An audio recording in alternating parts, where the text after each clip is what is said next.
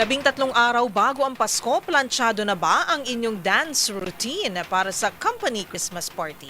At syempre bida rito ang mga bagong empleyado na ginagawang alay at sapilitang pinasasayaw sa party gaya ng nakagawian tradisyon. Pero alam nyo ba na mahigpit itong ipinagbabawal sa batas at posibleng mauwi sa kasuhan? Naritong report ni Boy Gonzales. Pinaalalahanan ng Department of Labor and Employment ang mga kumpanya na magdaos ng Christmas activities na may paggalang sa kultura, reliyon at personal na kagustuhan ng mga empleyado. Ito'y kasunod na usapin sa social media hinggil sa umano'y sapilitang pagpapasayaw ng mga magagawa sa Christmas party. Nilinaw ng National Labor Relations Commission na maaaring magsampa ng reklamo kung may pamimilit at banta ng parusa sa pagtanggi.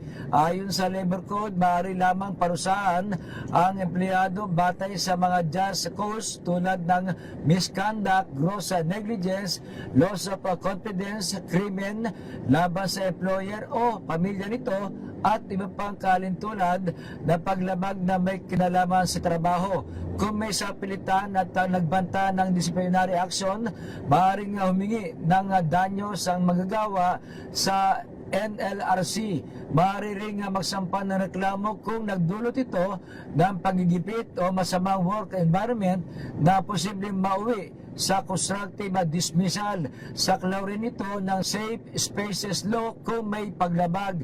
Pero kung walang pamimilit at bahagi lamang ito ng masayang pagtitipon, hinikayat ng dole ang voluntaryong pakikilahok ng mga empleyado. Para sa MBC TV Network News, ito si Boy Gonzales, una sa Pilipinas, una sa Pilipino.